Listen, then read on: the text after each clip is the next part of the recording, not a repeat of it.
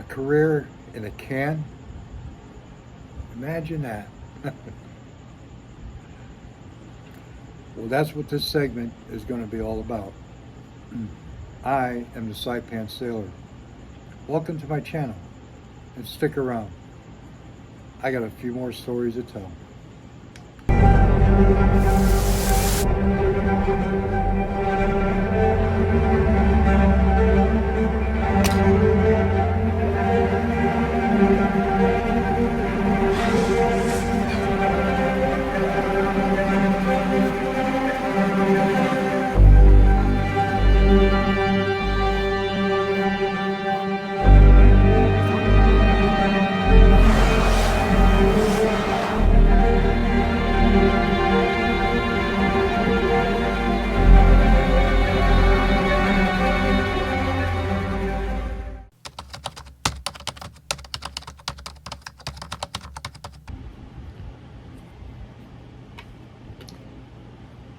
Shipping containers, I believe, were first used by the U.S. military, probably during World War II. I don't know who had invented shipping containers, but I'm sure they're billionaires today, many times over.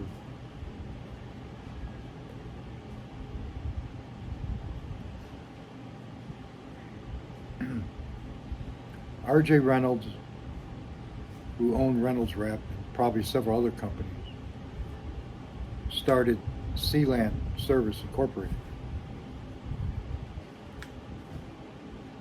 And that was one of the container companies that I worked for. I think I worked for Sealand more than any other company.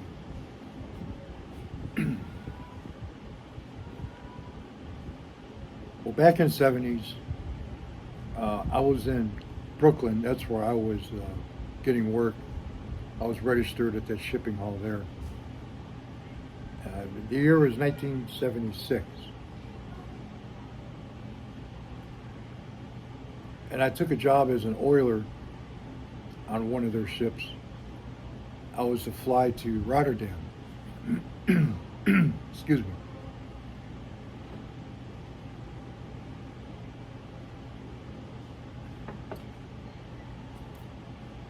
Now that ship was called the San Pedro, and it was a C4 class. It was an old steamship. Those type of ships, I think they stopped building after World War II. It was a nice old steamship. It had its own, had its own cranes. But I was an oiler. I stood watching the engine. And they had several other ships on this run. It was the type of run, the type of articles we signed were foreign articles. And we called it a shuttle run. And it ran between Rotterdam and the Persian Gulf. It would stop in places like Bremerhaven, Germany, Ceuta, Morocco, Genoa, Italy, Piraeus, Greece, Dubai, and Dammam, Saudi Arabia. Once we would leave Dubai, we would go straight back to Rotterdam, I believe. It was a 42-day trip, I think. Now,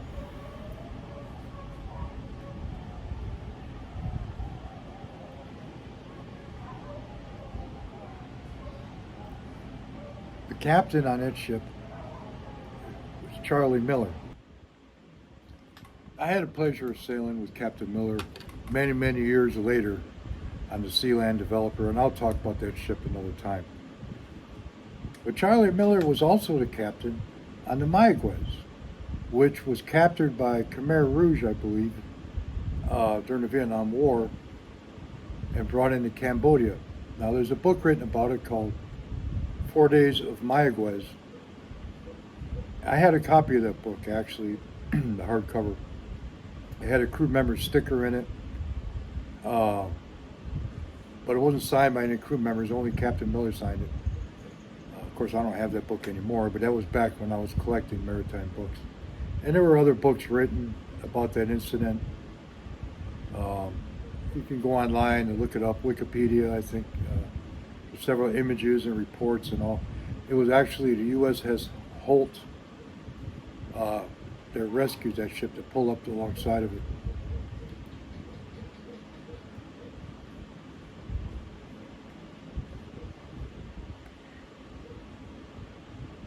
He was a decent captain. I had no problem with him. Uh,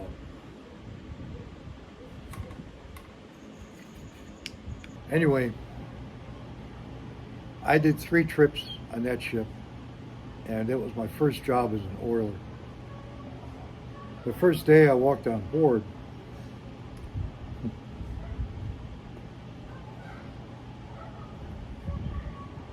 just to give you an idea how things were in the 70s in Europe. I went down below a little early because I had never stood watch before. I had just got my unlicensed endorsement. I was a little nervous. So the guy that was on watch, his name was John. Really old fella. His story was, he was, at one time, he was a chief engineer. And the guy who was the chief engineer on the San Pedro at that time was one of his assistant engineers.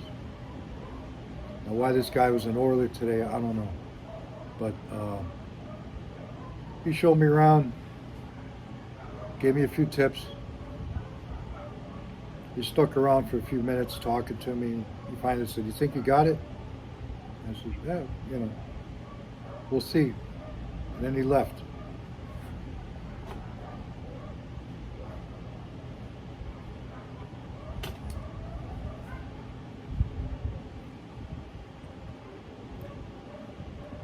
On watch, there's a fireman and an oiler. The fireman takes care of the boilers, and the oiler watches the rest of the steam plant. So it was me and a fireman, but there was no engineer. Now I was on watch, I was on a 4 to 8, so it was the second engineer's watch. He wasn't around anywhere. So I went, took my readings, put it on the log desk, and maybe around 6:30 in the morning, here comes the second engineer. He's coming down the stairs. This is a huge guy, and he's got one of those heavy metal armchairs. Again, if you're one of those old timers, you'll know what kind of heavy metal armchair I'm talking about. He's got one of those in one hand and a beer stein in the other. He gets down to the operating platform, gets in front of the log desk, throws a chair down, takes his stein, he walks over to the coffee pot, empties it out in his beer stein, and he sits there and fills out the logbook while he's drinking coffee.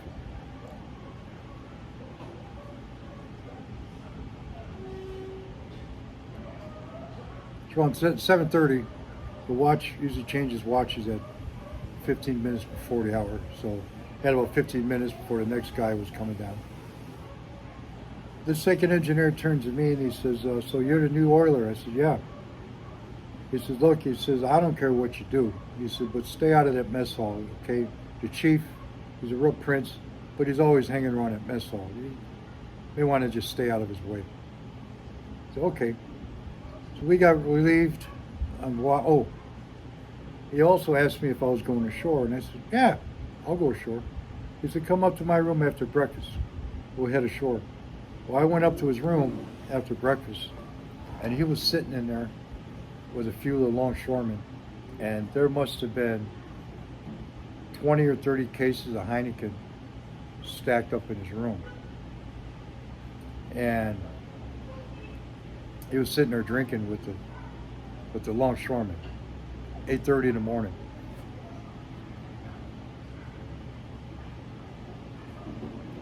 But that's a sailor's life. We have no concept of time, morning, night. We slept when we were tired, we partied when we felt like it, and we worked when we had to.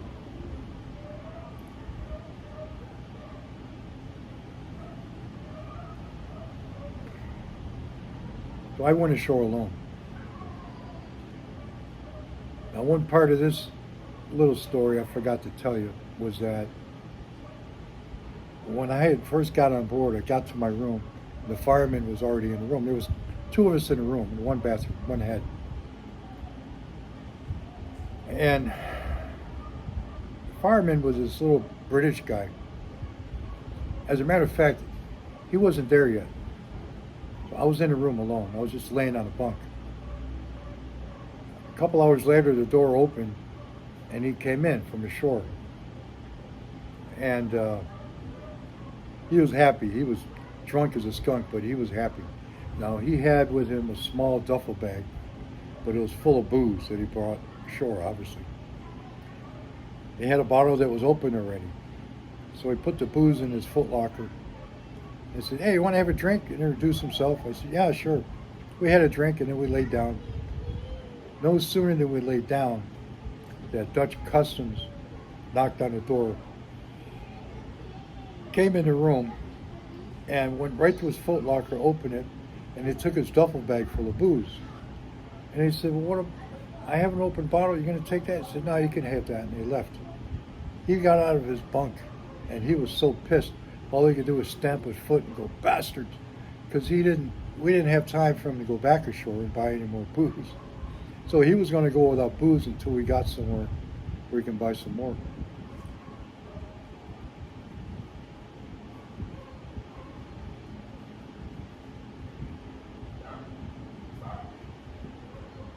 There were a few other things that happened that I can't really tell you about.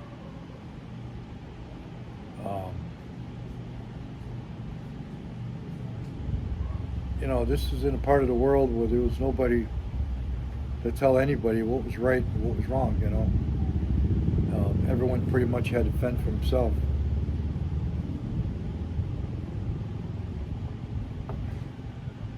I remember being threatened. I'll go over this vaguely. And I grabbed a fire axe off the bulkhead. They used to mount them on the bulkhead back then. I had a hatchet on one side and a pick on the other, so you can pierce containers with it. And I grabbed this thing and I said, "If you want a piece of me, come and get me. I'll bury this thing in the skull." And that was the end of that. That guy didn't talk to me in fact, he only spoke to me once during the rest of the trip.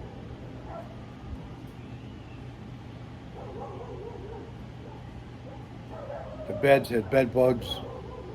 The cereal had weevils in it. The vegetables were rotten. Conditions weren't the best, But I was 16. I was going to go 7. I was turning 17 that year. I was just a kid. I didn't know what bad conditions were, to be honest with you.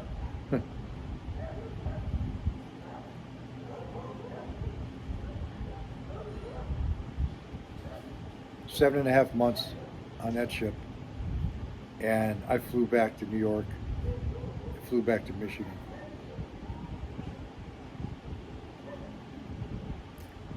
That was quite an experience, that run. Italy was interesting. It was fascinating, really. I always wanted to go to Rome, but I just wandered around Genoa, and there was still a lot of architecture there. I don't know if it was ancient or what, but I loved it. Piraeus, Greece was interesting. And I'm going to tell you a story about that in my next segment. But for now, I'm going to put a close to this one. Thanks for sticking around. I'm the Saipan Sailor, and this was a career in a camp.